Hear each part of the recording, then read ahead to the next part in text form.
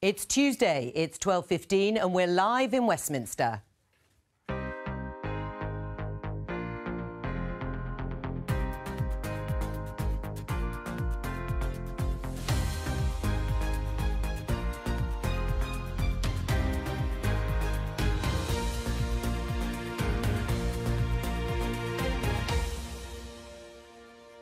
Joining me today, Labour MP Jess Phillips, Treasury Minister Liz Truss, the founder and chairman of the Wetherspoons pub chain, Tim Martin, and the BBC's very own Andrew Marr. So what's going on today? Mr Corbyn, what's your message to the Jewish community this morning? Good morning, nice to be here.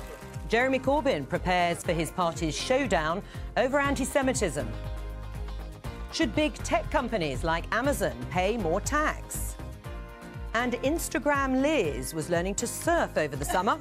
We'll be asking how the Chief Secretary to the Treasury will be riding the wave of budget negotiations. Liz, will the budget be earlier this year? That's what it says in the Times. Well, I'm not commenting on when the budget is going to be, but we are working on it already, making sure it's another great budget. Right, but you don't want to crash those budget negotiations for Brexit, I suppose. Well, we need to do the budget, make sure we've done the things we need to for the economy. And, of course, the Brexit negotiations are the big priority for the autumn. Tell us what you do as Chief Secretary to the Treasury. Well, my job is controlling public spending. We currently spend £800 billion worth of public money. And my job is to get the best value for money for what we spend that money on and make sure we are not spending more over the longer period of time than we raise in tax. Now, is it a thankless task? I mean, do you literally have ministers banging at your door saying, I need more money, pleading with you?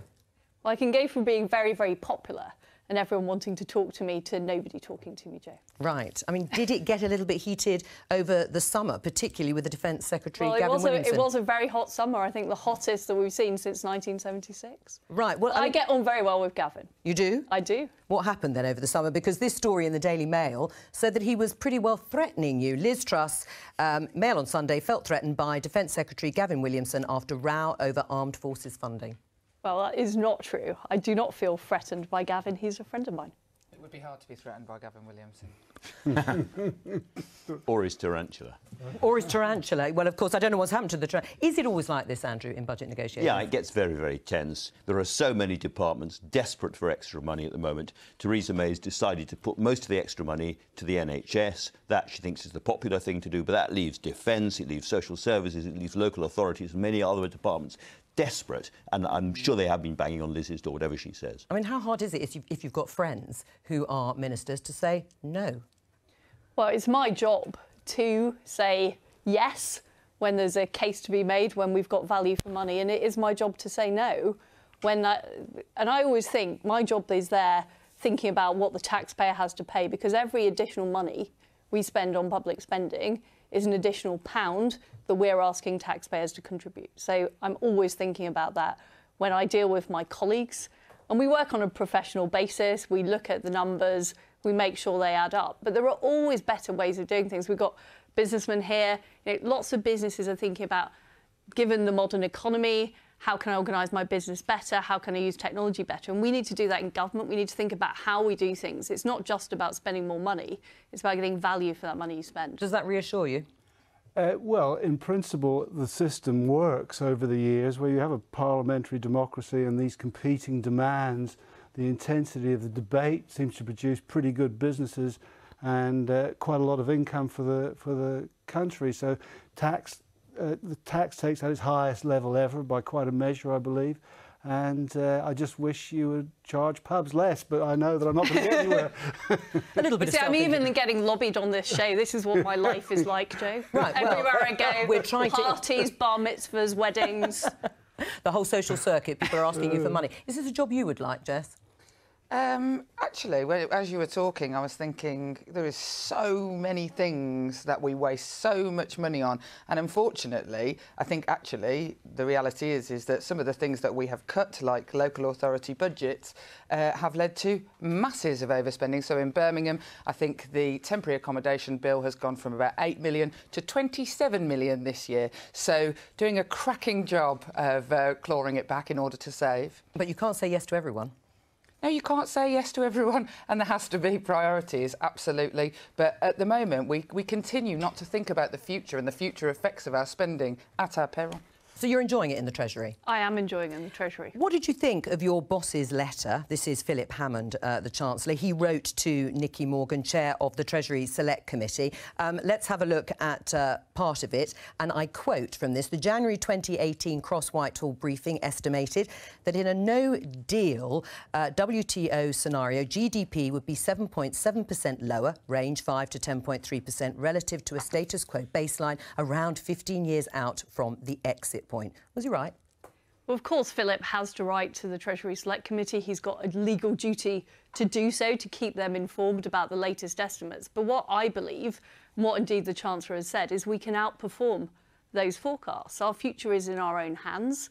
I believe that under any scenario, we want to get a deal, but even in a no-deal scenario, that we will do well. We've got a positive economic base to work from. We've got the lowest unemployment, Joe, for 40 years. We've got a tech industry that's rapidly expanding. So I'm optimistic about the future. So was it Project Fear or not? No, it was the Chancellor answering a letter to the Treasury Select Committee, which is his role to do. But we have made it very clear as a government that we are prepared for all scenarios. In fact, the Treasury itself has put forward £1.5 billion this year to enable departments to prepare for that no-deal scenario. Right, so you don't agree with your Conservative colleague Jacob Rees-Mogg. He said in response to that letter, as a dog returneth to his vomit, so a fool returneth to his folly. What Mr Hammond is doing is a reminder of why no one believes the politicised forecasts of the Treasury. The Treasury is desperate to stop Brexit. Everything the Treasury does has to be read in this light. Is he right? He's not right about the Treasury. The Treasury is preparing for all scenarios, is creating forecasts, which is what it does. But no forecast is set in stone. And I would point to the money that we have allocated to departments to prepare for all scenarios. The Brexit Secretary has been conducting meetings with the European Union over summer. We are well prepared. We are getting that message across. And that is all part of the negotiations. I think we'd be better off with no deal. As soon as you start off on day one of having to pay out a bill of £40 billion, that's £600 per person, £60 million for Liz and Jess's constituencies. It's not a good deal. You can be 40 billion better off. You can abolish tariffs which apply on over 12,000 products, things that people buy every day in the shops.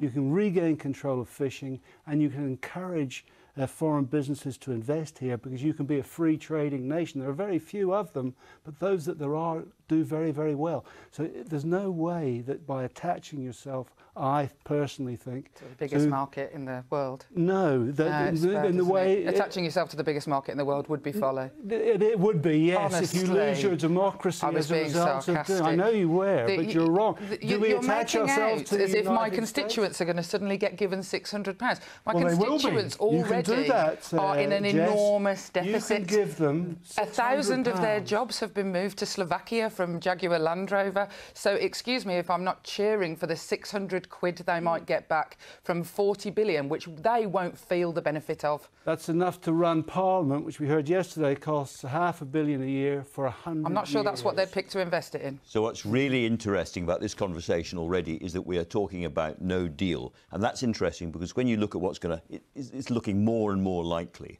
I think when you look at the problems that the Chequers compromise is inside the Conservative Party, when the Conservative Party actually looks at so-called Canada Plus, another group of Tories won't like that either. There doesn't seem to be a single thing they can rally around. And then we've got the negotiations with the EU themselves. So it does look to me as if we're heading towards no deal. Do you agree? I just wanted to point out in response to what Tim said, that we can have our own independent trade policy with the deal that the Prime Minister is talking about. But no one we likes will it. be able to lower tariffs to the rest of the world. we will be able to do deals with India, the US and China. And that is an important part of it. And you know, not on goods. Is the deal we're going to get with the EU perfect? No. But I do believe we are going to get a deal. And I think when it comes to the crunch, and that deal is put in front of the House of Commons, and people see what the alternatives are, this deal will deliver what people have voted for, which is an end to free movement, control over our own laws, the ability to have that independent trade policy, which is what... Well, you talk about independent trade policy, but it won't be in goods, as the two gentlemen were saying. We will be able to lower tariffs in goods. Right. But I mean, you're right about the goods regulations. The great tragedy of the whole Brexit thing is the whole point of the vote was to decide whether we leave or whether we stay. And the government's priority has not been on leaving, it's been on getting a deal. And as soon as you make that priority, everything becomes very confused. There is life outside the EU, and there are a number of immediate benefits you can gain, which I name. Now, Jess doesn't think that they're enough to compensate, but that's what should be concentrated on. And then you'll see what deal you can get when the EU realise that you're not desperate. You won't live to see the day when it gets better. 40 years, we're being told. So it's very kind of you. I'm only 63, Jess. Give me a break. Okay, and actually, you know, we're living a lot longer these days, thank goodness. you. This is a good point, actually, to go to Joel in the newsroom and ask him to check out the analysis by the Treasury, by the Chancellor, and you'll find out for us, won't you, Joel? Of course. All right, we will speak to you later. Now, it's not just central... I know they're very compliant on this programme. It's not just central government departments which are feeling the pinch at the moment. So are some county councils in England. We have BBC reporter James Craig in Taunton in Somerset, Vicky Irwin for the BBC in Ipswich in Suffolk. We're going to hear from them in just a moment. We're also going to talk to Philip Atkins. He's a Conservative. He's in Stoke and represents county councils in England. But first, James, set the scene for us there in Somerset. Well, it's a pretty grim day here in Somerset, Joe. The County Council has announced it's making nearly £13 million of extra cuts to public services as soon as it can in order to urgently recover its finances. What's driving the problem here in Somerset? Well, it's overspend, big overspends in one key department, children's services, most of which the council is legally required to provide. Where will these new cuts come from? Pretty much everywhere. 70 different proposals. They include cutting 130 jobs, suspending the park and ride service for the Somerset County Town. We've got reductions to funding for Citizens Advice Bureau, which offer free advice to thousands of people in the county, and also gritting fewer roads over winter. There is an acknowledgement as well that there will have to be a big reduction in support for vulnerable children and adults, something the Conservative council leader says he can't avoid anymore. All in all, a pretty difficult set of proposals to defend politically, and something the council wouldn't be doing, it says, unless it absolutely had to. Thank you very much. Vicky, what's happening in Suffolk? Well, just yesterday, Suffolk County Council has revealed that it's facing an £8.6 million overspend, and that's despite putting up council tax by 5% and going into reserves to the tune of £3 million. And again, it's children's services that's causing the problem here in Suffolk. They believe it's around £5 million overspend they're facing, and that was the same amount that they had last year, and they had to dip into reserves to bridge that gap. Now, the children's services issue is again about those children, those most vulnerable children that are in care that need that specialist help. Now, close behind children's services is adult social care. They're facing a £1.5 million overspend. And if you just put that in context, if you put adult social care and children's services budgets together, that makes up 70% of Suffolk County Council's £500 million budget. And that means there's only 30% to spend on other vital services, including to maintain the roads in what is a very rural county. Now, the council responsible for finance here at Suffolk has told me that the county here is facing a Northamptonshire-style county council crisis if they can't get spending under control over the next 4 to 6 years, because they won't be able to dip into reserves anymore. Now, they're also setting their budget for next year, and I'm being told that they could be looking at changing frontline services. All right, Vicky and James, thank you. Phil, as I say, from County Councils, he's representing that body, is joining us too. But first of all, Liz, listening to that, what do you say? It's a crisis. Well, what I say is that we have given councils the ability to raise more of their own money locally. we've given the ability to raise council tax. And How much more can they raise? If I just explain where we've come from since 2010. In 2010, 80% of the money that councils were spending came from central government. We've now reversed that situation, so the vast majority of the money is raised locally. And I think that's the right thing, because local councils have to be responsible and accountable for the services they provide to local taxpayers. And the problem is unfair on areas that can't get the same council tax base. There is completely unfair. Why? If you're Kensington or if you're Wigan, you can collect considerably less council tax. There's a redistribution between councils to reflect that. So in the way we've done business rates, for example, not where I live, we have redistributed between councils. But I don't think we can let some councils off the hook, like Birmingham, who have mismanaged their services. For example, their local waste services have been mismanaged. But have Suffolk and Somerset mismanaged their finances? I don't know the details of those councils' But they're Tory finances. ones, so you're not willing to say that they've I don't know the mismanaged I have them. looked into Birmingham, because Birmingham Local Authority has been an issue for a large number of years. Liz, it's part of my daily job to critique Birmingham City Council. I am literally a gold medalist in it. However, the very fact of the matter is that money that your government has cut has laid a bear trap 8 years down the line to basically damn children's services. It is exactly what I was talking about. You cut services to the bone. Vulnerable people's services have been absolutely decimated, and look what happened. It's as if we could have predicted it, which of course we all did. We're actually spending £1 billion more on the most vulnerable but demand children. Has gone up. That is the issue, that demand has gone up, and that is a concern. That's because and it's something we're looking at as a government. But it's wrong to say that we're not spending more money on the most vulnerable children. We are spending more money, but we need to look at how we reform the way we do things to be as effective as possible, and that's true of local government. Phil? So, for example, one of the things we're looking at in Norfolk is, do we need 2 tiers of local government, or should we have unitary councils? All right, well, so listening it's not always to Liz, about the amount of money you spend. Listening to Liz, Phil, is that enough of an answer from a government minister when it sounds like it's a pretty immediate problem? Phil, can you hear us? Yeah, I can hear you, yeah. No, one of the things that county councils have been doing over the past few years is making magnificent savings, as you might say, to the amount of money that they spend. And we're looking to the future. We're going to save about another £1.4 billion. But at the moment, we're having some unprecedented demands on our adult and children's services. And the other thing that does stand out is that the county councils, where the local government finance is extremely complex, even the experts find it difficult to explain. And county councils traditionally have always had less revenue coming out of council tax than councils in London, for example. So we don't hold the reserves that we normally have, that councils have. And so we're finding that we've been doing a good job. There's extreme pressures. The good news is that people are living longer, but they obviously need caring for.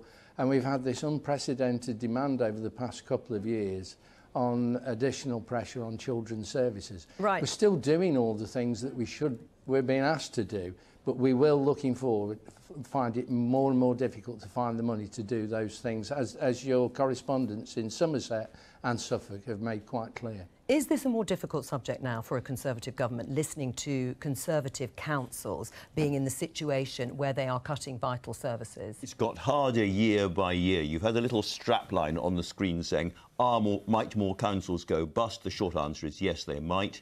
This has become very, very difficult. And it explains one of the interesting things. We're all sitting here in the Westminster bubble, and we talk about, is Boris Johnson making a play to be Prime Minister or not? Labour and anti-Semitism, and we ask ourselves, why is opinion in the country not shifting very much on all these fascinating topics? And the answer is because they're thinking about children's services, and they're thinking about roads, and they're thinking about the bread and butter stuff, which doesn't get talked about in Westminster nearly enough. Right. Well, I very much agree with Andrew that people's main concerns are about their own economic circumstances, whether they've got a job, what the future looks like, rather than some of these other issues which tend to get debated in Westminster. I agree with that.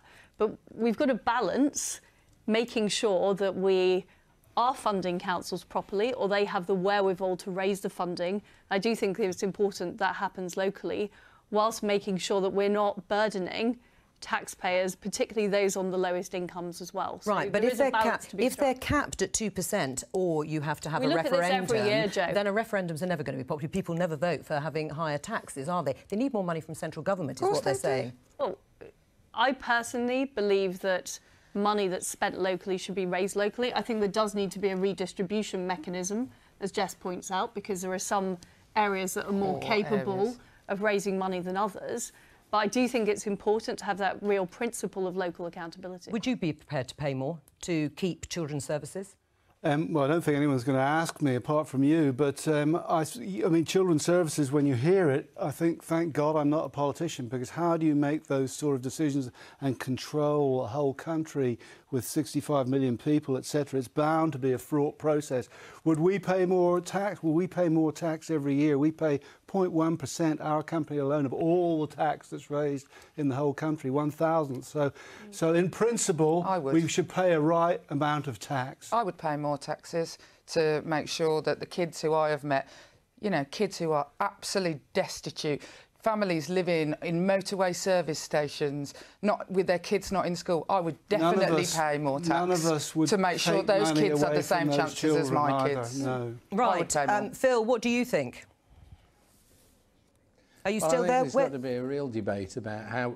Yeah, I'm still here. Good. There's got to be a real debate about how we pay for these services, because the council taxpayer is one part of it. There's also whether it should come from general taxation, income tax, national insurance contributions, whether some of it should be from fees and charges, whether adult care in your later life should come from the value of your house. The nation needs to have a proper debate about this, because it isn't right that we could put council tax up. There is a cap on it. I don't think people would vote to put it above the 2 or 3% limit, but you know, I know a lot of authorities froze their council tax because they were asked to do so in the past by the government, and some put it up. Right. But the way that local government works, those that put it up had it put into their base budget. So those that have kept it down will now have that money taken away from them through the revenue support grant, which is disappearing over the next couple of years. Well, so let me put that to the two politicians. Needs an adult debate. Well, can you have an adult debate? I mean, not just you two, but the two parties over things like how you fund adult social care? The answer to that question is obviously not. We can't at the moment, but we should. I'm not saying that we shouldn't. We absolutely should. But at the moment, the two parties aren't going to have a reasonable debate about this. I mean, you've got more chance of sprouting wings and flying off. I'm less cynical than Jess about this. I think realistic. We're bringing out a green paper this autumn on adult social care, which will talk about these long-term challenges. In terms of helping vulnerable children, we are funding now 15 hours a week of free childcare for vulnerable 2-year-olds. We're also putting extra money into care for 3- and 4-year-olds. And this is about... No, it hasn't always existed. The 15 hours a week for the lowest income 2-year-olds is a new policy that was introduced under the coalition government. We're also funding, since last autumn, a free 30 hours of childcare for 3- and 4-year-olds. And that's really important in helping those children get the best start in life. It won't be the poorest kids who get that, because it's got about 90% take-up, Jess. Yeah, but you have to be working 16 hours a week to get that. So if your family are destitute, you wouldn't get that free childcare. You do get it if you're the poorest child, if you've got the poorest 2-year-olds do get that support. Liz is Chief Secretary of the Treasury. She does the figures, she does the statistics. But for people out there, does that mean anything if they are struggling to get hold of that money for free childcare? Two things closely related. First of all, Liz is absolutely right that if you're going to have local democracy, then there has to be something to vote for. In other words, that it has to affect how much money is being raised locally. On the other hand, if you are a destitute child in desperate need of care, or an elderly person incontinent and unable to walk, it shouldn't depend on whether you live in Loughborough or Enfield as to the kind of care that you're going to get. So some of it has to be central.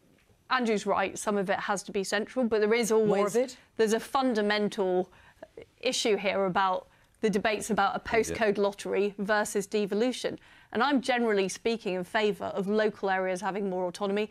We've got an incredibly centralised country. If you look at everything from transport to taxation, a lot of it is done centrally.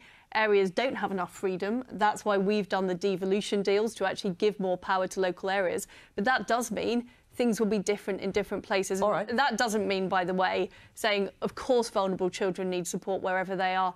Of course, the elderly have to have that peace of mind in retirement. But there are other things that we have to accept more variability on, I think. When are we going to hear from the Treasury your plans for social care? Because that is, after the NHS, that is the other huge issue facing the country. So this will be released this autumn. It will be a green paper by the Department of Health.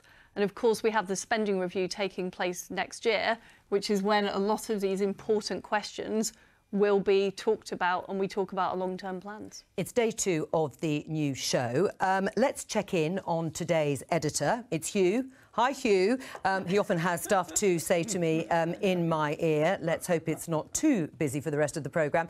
Thank you. Now, Elizabeth Glinker, our reporter, is at Labour headquarters. It's a big day for Labour. Elizabeth, what's happening? Hi, Joe. Yes, well, as you can see behind me, we have protesters, counter-protesters and media scrum. It has thinned out considerably from earlier this morning when there were many more people here outside Labour HQ. And that is because later on this afternoon, there is going to be a crunch meeting of Labour's ruling NEC, the National Executive Committee, where they're going to be discussing whether to adopt in full the internationally recognised definition of anti-Semitism. Now, if you think back to July, at that point, the NEC decided to adopt the international definition, but not to adopt all of the examples contained in that. And that caused a huge outpouring of disquiet amongst the Jewish community and members, particularly of the Parliamentary Labour Party, many other Labour Party members as well.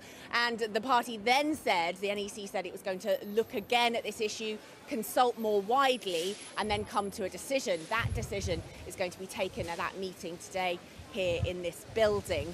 But as we've seen, that has resulted, of course, in lots of those on both sides of the argument turning out here today to make their voices heard. So on the far side, we've had people from constituency Labour parties sort of here in support of Jeremy Corbyn. I'd say many of them, you know, lots of Palestinian flags, people in support of those who think that there need to be caveats to that definition to mean that those who are wanting to support the Palestinian cause and allow criticism of the State of Israel are able to do so.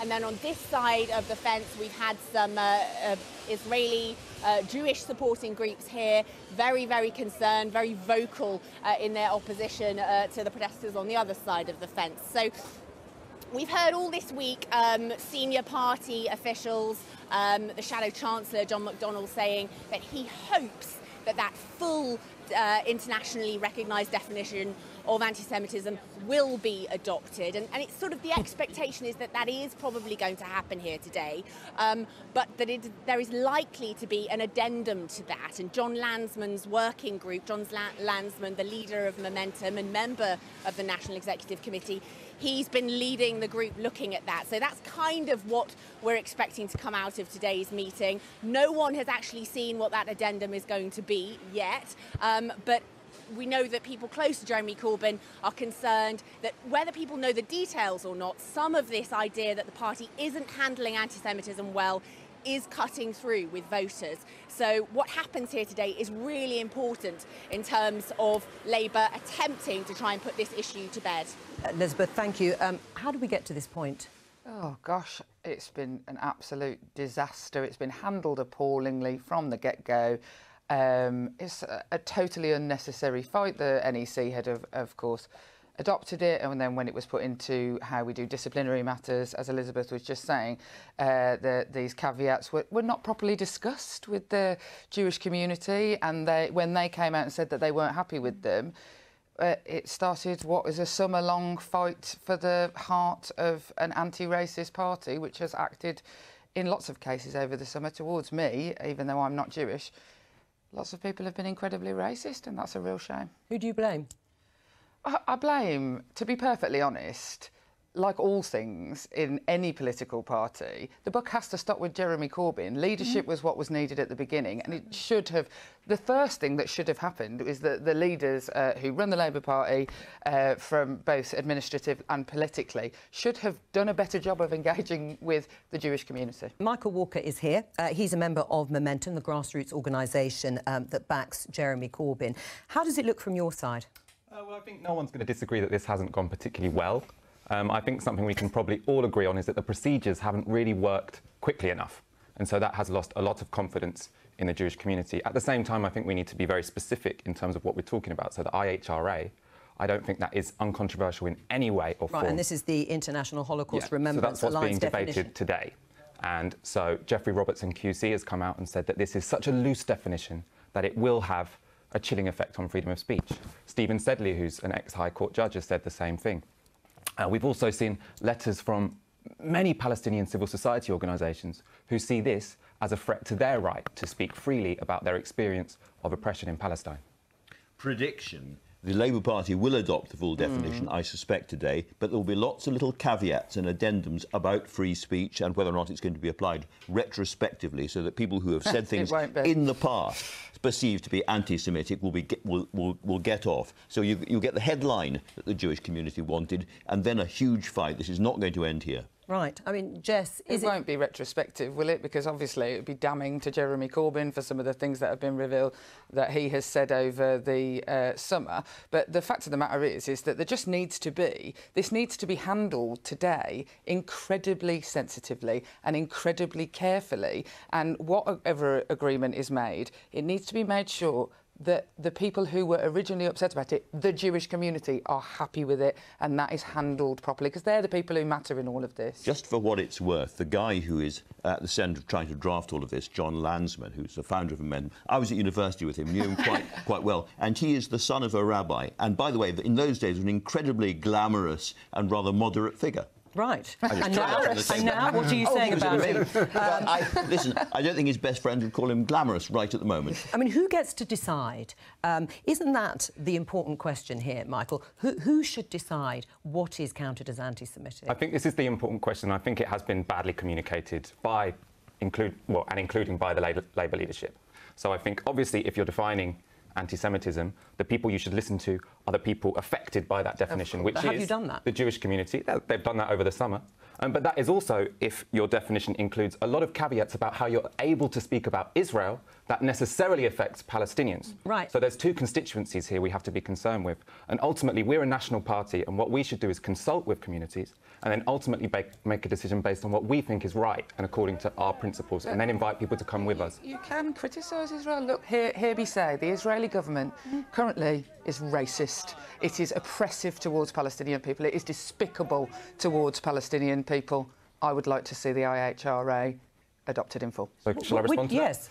So, yeah, everyone agrees you can criticise the Israeli government whilst staying within the framework of the IHRA definition. But there are many criticisms that you can make which are potentially precluded by that definition. So if a Palestinian wants to say, not only am I opposed to the Israeli government, but Israel shouldn't exist. Well, that's the point. Also, the difficulty is this idea of, is it Israel existing or not existing? No one's talking about wiping a country off the map. Right, but so is that not what the caveat would state, that Israel, you can say Israel is a racist endeavour, the creation of the state? So, yeah, so think about it from the perspective of a Palestinian person. So all of the Israeli governments towards you have been quite similar. And what you see is a state which is here, which has called itself the Jewish state, and you're excluded from that state because you're not Jewish. And so that's what Zionism means. There are lots of other states that are like that, though, How will this be viewed, Liz? There are. Out in the public? I mean, for many people, it won't be cutting through at all. Well, I think it does cut through to a huge number of people. First of all, the Jewish community, who are many of whom are incredibly distressed about what's happened in the Labour Party. The Labour Party has a proud tradition of being anti-racist, and I do think MPs like Jess, who do believe in those values, need to stand up against Jeremy Corbyn and dump him. I mean, I can't understand how somebody who has failed to deal with this issue and, in fact, contributed it to himself can carry on leading a major political party and people like Jess can think that he could be our Prime Minister. Well, I find that appalling. Do you think that? I mean, I think this has been handled really, really badly. And actually, this summer has been just... It's horrendous to be a member of the Labour Party at the moment. From all sides, it is absolutely horrendous. Isn't the bigger issue? Because the Labour Party is not just one man. It is my entire life, Liz. It is my family. It is where I went to playgroup was the Labour Party. Where I went on bonfire night was the Labour Party. I have dedicated my life to trying to make things better for people who have nothing. And if I disagree with one man, then I just have to learn to live with that fact for the time being. But you're right, I'm not sure how it comes to it if this continues to be handled badly. It is painful for everybody. But does it come to a no-confidence vote? No. It's total rubbish, that newspaper story. Well, if let's have a look at this, because this was a tweet put out by Emma Burnell, which says a no-confidence vote in Jeremy Corbyn would be precisely the stupidest thing the PLP, the Parliamentary Labour Party, could do right now. I know everyone wants to do something, but that something needs to help, not hinder the cause of fighting anti-Semitism. This would just harden positions and force people back to their corners. And you say, I don't think it's true. What did you mean? I mean, the no-confidence vote, it's a total... The story is a nonsense. Right, so you would not be in favour and would not think that that was one way of sorting this out? No, it wouldn't make any difference. Excuse me, I was about to swear. Almost. Well, it's got to happen at one time. Can you and Michael be in the same party? Of course we can. Of course we can. I'm a lefty. I'm not one that kisses the ring of any particular man's ideology. Right, but... Isn't the issue the fact that so much power has been ceded by politicians who have been democratically elected, both in the Labour Party and, to an extent, in the Conservative Party, to people who haven't been elected? Isn't that a gap in our democracy? It seems to me that it is. I would prefer MPs to elect their leaders and not put... I can join Momentum or the Labour Party for £3, and the same for the Conservative Party. I'm not a member of either, and vote on who should be the Labour leader. That's not right. Right, and isn't that the problem, Michael? Isn't this what's happening? There's support now for deselecting, or certainly having an open selection of MPs who don't agree with Jeremy Corbyn. Well, I think, first of all, let's take a step back, because I feel the discussion we've had about the Labour Party, which is fair enough given the events that are taking place today, has made it sound like it's just one big miserable disaster. Actually, 500,000 people have joined this political party because they believe real change is possible in Britain. That's come with some complications, yes, but that's not something we should throw out of the window because of some unfriendly, hostile, abhorrent comments on Facebook and Twitter. In terms of MPs, at Momentum, so I'm a Momentum activist, we're in favour of opening up selections so people can stand against sitting MPs. The inspiration for that is an American politician called Alexandria Ocasio-Cortez. So the idea is that we won't anymore have a debate, do you want to keep your MP or do you want to get rid of your MP? So we'll have a debate, is there someone better in the community to represent So you're suggesting an open primary, which Cortez was, of course, elected on. It wasn't just a membership of a political party. It was an open primary, so the electorate. So Momentum, are you suggesting that to get the Cortez model, we open it up so everybody in Yardley can vote whether they want me or not, which, funnily enough, All registered Labour supporters, Jess. Michael, I think we're going to have to move on, but thank you for coming and talking about Labour. I'm just going to draw your attention to the floor manager, because you saw him. Yeah, there he is. Steve taking a chair off set. Now, it wasn't a mistake. Occasionally you will see the crew on this programme. And, yes, there they all are in all their glory. Hello.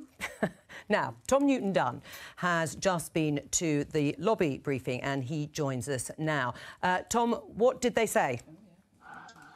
Well, I'm afraid today is day 2 of Chequers Gate, and I think by my count there's roughly 100 days in total, so we've got 98 to go. Every single day the government's going to have to come out and defend Chequers, because every single day someone, almost certainly on their benches or in Europe, will have an attack of it. So we had Cabinet this morning, so we had a readout of Cabinet in lobby.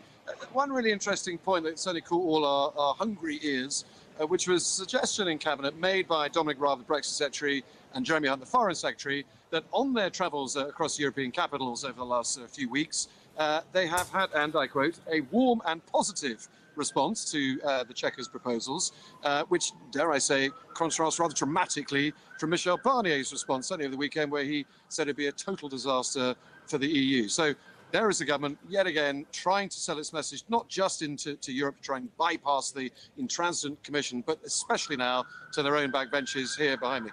OK, Tom Newton-Dunn, thank you very much for filling us in on what happened at Lobby. Now, let's go back to Joel to check out those facts that we were talking about on the economic impact of Brexit. Joel.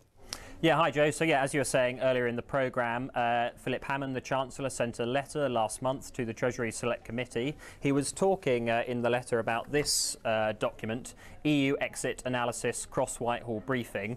Now, this was produced by the government and then leaked to the media in January and then subsequently published. Anyway, so in the letter, he says that according to that analysis, if we end up with no deal in the Brexit negotiations, then GDP or economic output will be around 8% lower than it would otherwise have been after 15 years' time. He also goes on to explain that that analysis does not look at the economic impact of the Chequers plan that the government set out in that white paper in July. So he says the white paper model will be substantially better than no deal. He does not say whether the Chequers plan will be better than remaining in the EU, though. I'd be interested to hear what Liz Truss thinks about that. Now, this letter and the analysis has, of course, been controversial in the Conservative Party. Liam Fox was the International Trade Secretary, was on Andrew Marr's programme on Sunday, and he said, I don't believe it's possible to have a 15-year time horizon on predictions of GDP. Meanwhile, Brexiteers like Jacob Rees-Mogg have criticised the type of modelling that the Treasury uses, and he thinks that if a different type of modelling was used, then that would produce a different result. The debate will, of course, go on in the Conservative Party and the country. Philip Hammond said that they're going to refine the analysis and publish some more in the run-up to the parliamentary vote on the deal, so we can all look forward to that. Joel, thank you very much. Some people say Brexit was in part a reaction to globalisation, too much power in the hands of too few. That is certainly a theme that's been taken up by US Senator Bernie Sanders. He's been campaigning on this issue on Amazon. Now, you said this week that you are, quote, absolutely concerned about Amazon's, quote, extraordinary power. Do you think Amazon has gotten too big? Yeah, I do.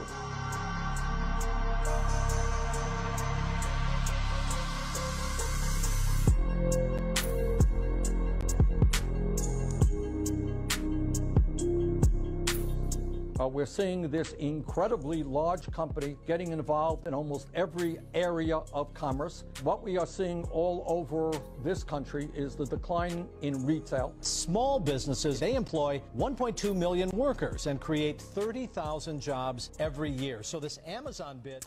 Bernie Sanders' campaign video there. Andrew. This is the single biggest political issue facing all democracies. We talk about taking back control with Brexit. Actually, the really big fight is between democratically elected governments of all stripes and huge global businesses upending the high street and not paying their taxes. That's where the fight is. Robert Palmer is from Tax Justice UK. Is Amazon too big?